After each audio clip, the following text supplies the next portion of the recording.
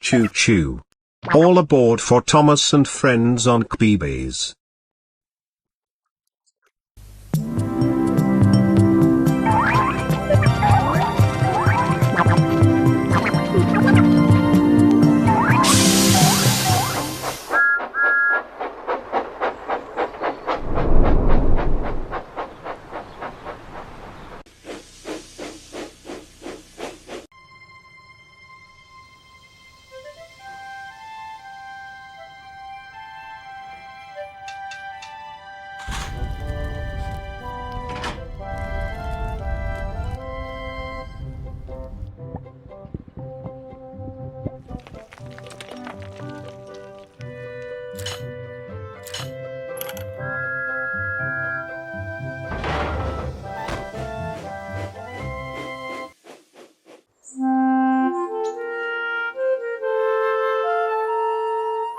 Dear Christopher, here is your friend Thomas the Tank Engine. He wanted to come out of his station yard and see the world.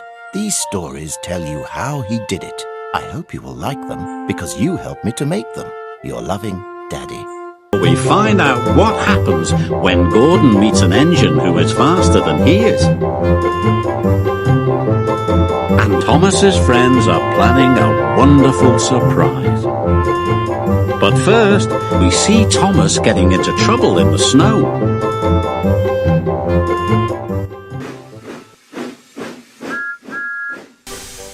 Winter was coming to the island of Sodor. The morning ground was covered in crisp white frost. Thomas and Emily were happily chuffing up and down the line. Thomas was enjoying pulling Annie and Clarabelle. He thought he was doing a grand job. But Emily had other ideas. She thought he could be doing an even grander job. So Emily decided to help Thomas by telling him what he was doing wrong. When she saw him puffing down the branch line, she cried out, "Slow down, you are going too fast and bumping your passengers."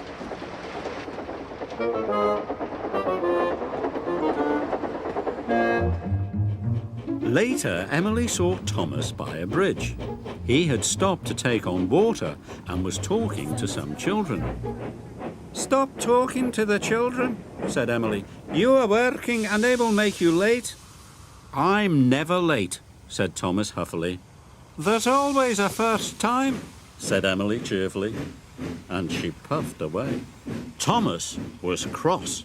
He loved talking to children and thought Emily was being a big bossy buffers. Annie and Clarabelle agreed. "I am never going to listen to Emily ever again," said Thomas. "So there." The next morning, a sleepy Thomas had to leave Tidmouth's sheds bright and early. He was to collect some trucks from the quarry and take them to the docks. Later that morning, the Fat Controller arrived with a new weather report. "There is snow on the way. You must all have your snowploughs fitted." "Excuse me, sir," said Emily, "but Thomas has already left for the quarry." "Then you must find Thomas and tell him Sir Topham wants him to wear his snowplough." So Emily puffed away to get her snowplough fitted. The workmen fixed Emily's snowplough on in no time at all, and she set off to find Thomas. Emily was very happy. She was looking forward to telling him what to do. Thomas was taking on water at Maithwaite Station. Emily puffed up in front of him. She blew her whistle, but Thomas didn't say hello. "She just wants to boss me again," grouched Thomas. "Thomas," she called, "you must go and get your snowplough fitted." Thomas could hear what Emily was saying, but pretended he couldn't. He thought he was being very clever. So Emily tooted even louder again. "You must go and get your snowplough fitted," she cried. "Bother snowploughs," said Thomas, "and bother Emily anyway. The weather is perfectly fine." and he puffed away as fast as he could.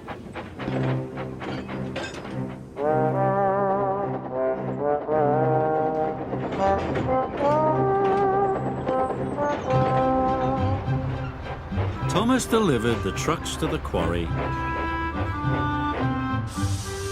then set off to collect the cream from the dairy. Everything was going well. But soon the clear blue sky was eaten away by dark clouds. "They look like snow clouds to me," said his driver. And he was right. Soon big flakes of white snow began to fall. Then the snow gathered into drifts and covered the tracks. "Cinders and ashes!" cried Thomas as his wheels began to slip. Snow fell all over the island. Emily cut safely through the drifts with her snowplough. Thomas will be in trouble now. Emily was right. Thomas was working harder and harder, but he had to go more and more slowly. "We can't go on," said his driver. Thomas pulled to a slow, sad stop by a signal box. And his driver went for help. It snowed and snowed. Thomas felt very cold and twice as miserable.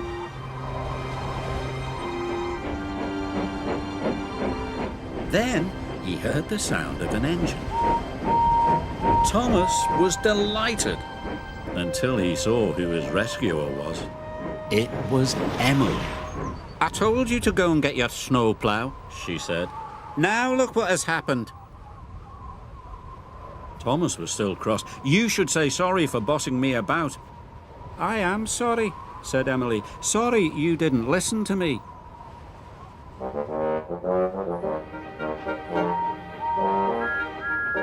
Emily and Thomas chuffed into Tidmouth's sheds.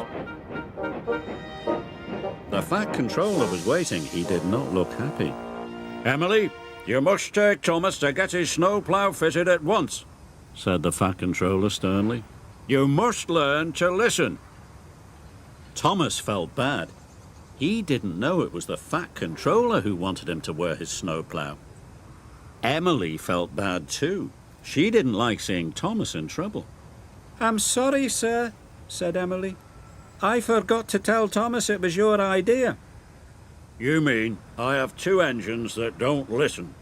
boomed the Fat Controller. "Well, I never.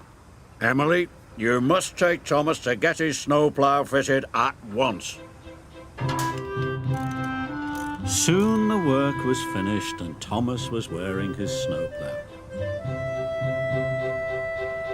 "Thank you for owning up," said Thomas. "You are a very good friend." "That's all right," said Emily. "You're a good friend too, but next time if you want to stay out of trouble, just do what I say." Even Thomas had to laugh.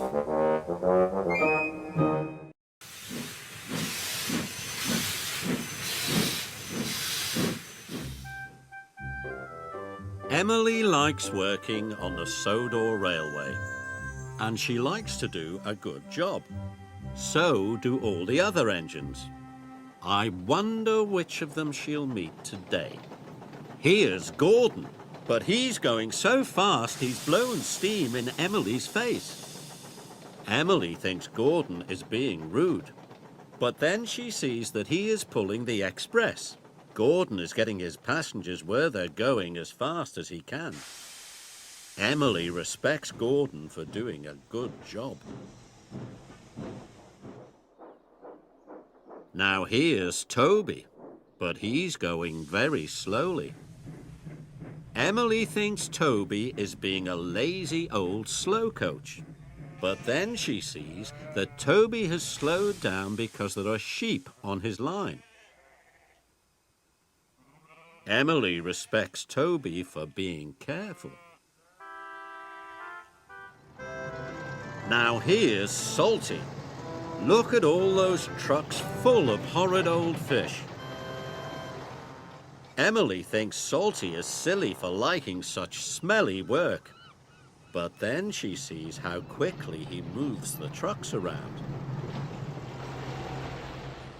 Emily respects Salty for being so good at moving troublesome trucks. Gordon, Toby, and Salty have all done their jobs very well.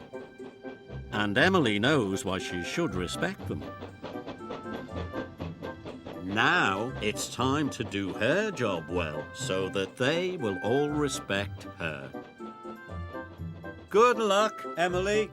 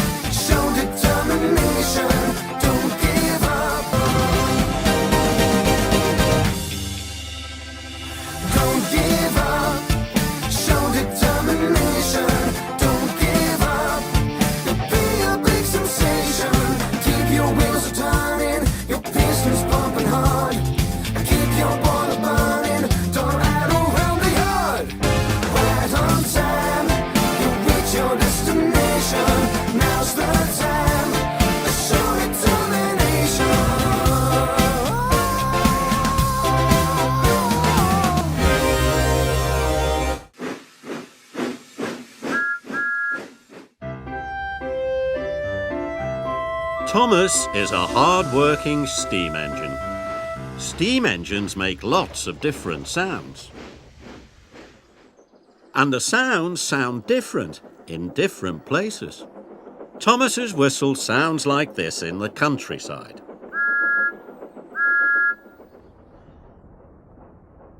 But what happens when he's in the quarry? The sound of Thomas's whistle has changed. Thomas's whistle echoes. Thomas wonders which of his other sounds change. What about Thomas's brakes? In the countryside, Thomas's brakes sound like this.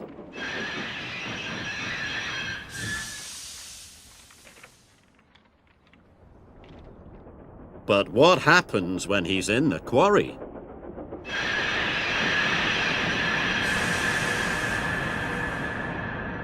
The sound of Thomas's brakes has changed again.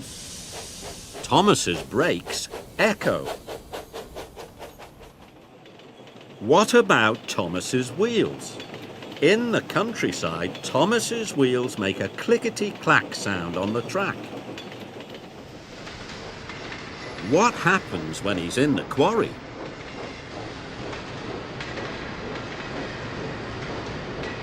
The sound of Thomas's wheels has changed again. Thomas's wheels echo. Thomas is only one engine, but he can make a lot of different sounds. It was a sunny day on the island of Sodor, and all the engines were working hard. Gordon was feeling very excited. Morning, Thomas. I look my best, and you know why? Why? Because a Duke and Duchess are visiting, the Fat Controller will be choosing me as their special engine. Pah! Huffed Thomas. After Gordon had been washed and polished, he rushed away to meet the visitors. But a signal diverted Gordon into a siding. He was very upset. "I'm going to be late," he muttered. A huge engine rocketed by. Steaming pistons. "Who's that?" Gordon soon found out. When he arrived at the shed, the huge engine was humming quietly. "Who are you?" "This is Spencer. He's the fastest engine in the world." Huh. But secretly, Gordon was impressed. "I'm the Duke and Duchess's private engine. I take them everywhere." "Quiet. There will be a party for our guests at Marron Station." "That's far away over Gordon's Hill."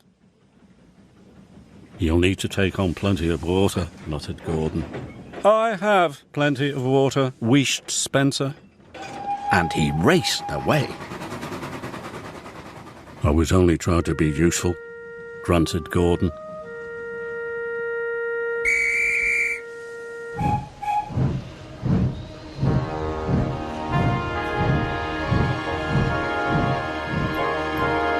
Spencer showed the Duke and Duchess many beautiful places. But he never stopped once to take on more water.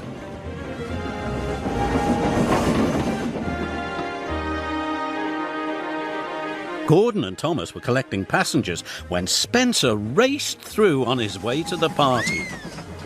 "Don't forget the water." "Who cares?" "He'll be in trouble soon," sighed Thomas. And Spencer was. He ran out of water on Gordon's Hill. "Why didn't I listen?" sighed Spencer. The Fat Controller soon heard the news. "I'll send Gordon." When Gordon arrived, the station master was waiting. "You need to rescue Spencer. He's stuck on the hill." "Hurry, Gordon," said his driver.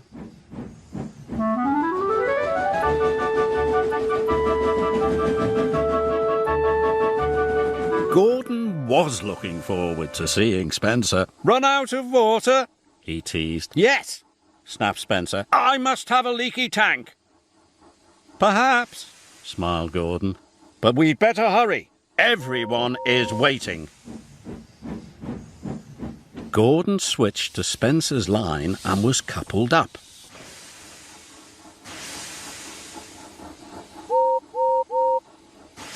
Then they set off.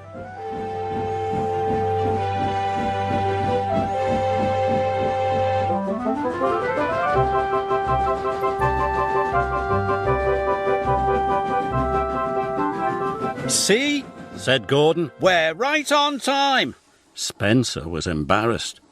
"What do you think of Spencer now?" whispered Thomas. "Too much puff and not enough steam." "Well done," said the Fat Controller. "You're the fastest engine on Sodor." "I know that," muttered Gordon.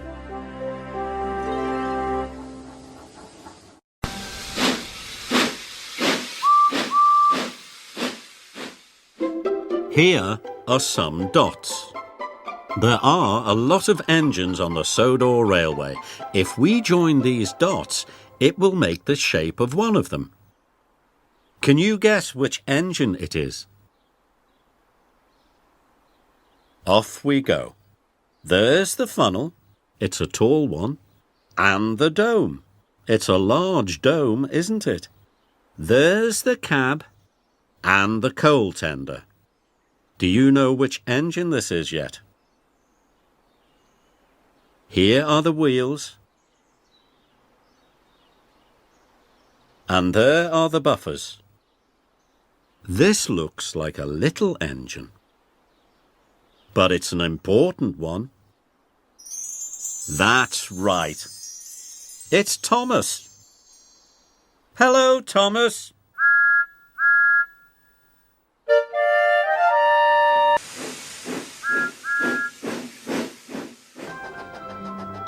It was cold and snowy on the island of Sodor, but everyone was jolly. The winter holidays were coming. Thomas loved this time of the year. The station masters decorated the stations, and children were making snowmen. But there was one thing Thomas didn't like about winter. There was always lots and lots of snow. It piled up very quickly and blocked the tracks, so Thomas worked hard all day keeping the lines open. Thanks to Thomas, everything ran on time. All the engines were very pleased. They wanted to thank Thomas for all his hard work. When all the tracks were clear, Thomas was looking forward to seeing his friends. He had missed them. As he puffed towards the station, he saw Harold the helicopter talking to Toby. They were planning a thank you surprise for Thomas. "Hello," he chuffed. "Remember," said Harold, "don't tell Thomas about the surprise." Then Harold buzzed away, and Toby puffed back to his yard. Thomas felt left out. He liked surprises. That afternoon, Thomas was puffing along the main line. He saw Percy waiting in the station. Percy's trucks were loaded with brightly coloured boxes. "Are they part of the surprise?" Thomas asked. Percy was bursting to tell his friend about it, but he raced away so that he wouldn't spoil the surprise. Thomas was cross.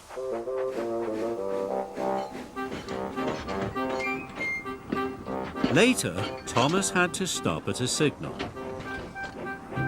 As he waited, Emily arrived. Thomas noticed something strange on Emily's truck. It was long and pointy, but it was covered up. "Is that part of the surprise?" he asked.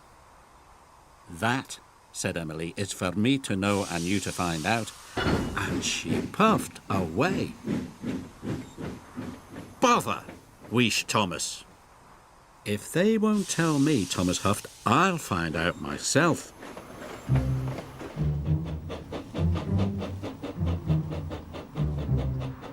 Thomas secretly followed Emily. He puffed as quietly as he could, and he didn't follow too closely. Suddenly, Emily turned down one of the branch lines. Thomas raced after her, but just as he got to the branch line, the signalman changed the points. Thomas had to go straight ahead. "Cinders and ashes," cried Thomas. "How will I ever find out what the surprise is?" That evening, the engines were very excited. They were all talking about Thomas's surprise. "I can't wait," chuffed Edward. "He'll love it," puffed Percy. But then Thomas arrived. "Shh," said James. "Don't tell Thomas," said Henry. Thomas felt more left out than ever.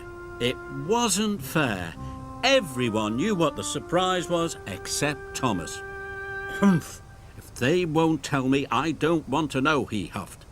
Thomas steamed crossly away.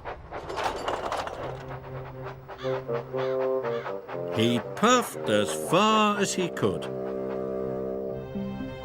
At last it was time to show Thomas the surprise, but no one knew where Thomas had gone. "Please find him, Harold," Edward puffed. "I'll do my best," said Harold, and he took to the air.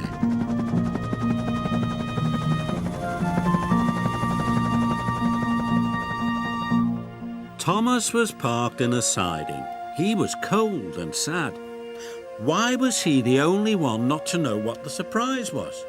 If only they would tell him. Then Thomas heard a noise. It was coming from the sky. It was Harold the helicopter. "There you are, old chap," he called. "It's time for you to collect the children and to see the surprise." "The children?" puffed Thomas. "Yes. It's a special thank you for keeping the lines clear of snow." Thomas was delighted. Finally, he was going to find out what the surprise was. "So I wasn't being left out?" cried Thomas. "Of course not," said Harold. "The children are waiting for you at Wellsworth Station." Thomas loved pulling carriages full of children, so he raced away. Soon he arrived at Wellsworth Station.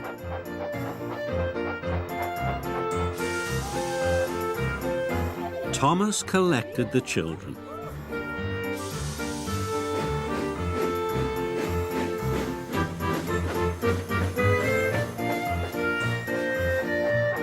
He puffed through the snowy countryside. The children were very excited. They all wanted to know what the surprise was. Thomas turned down the branch line. Soon they arrived at a country village, and there was Thomas's surprise. A huge Christmas tree was standing in the village square. Its lights shone and its baubles twinkled, and at the bottom of the tree were lots of presents. There was even some tinsel for Thomas. "It's the best surprise I've ever had," Thomas puffed happily.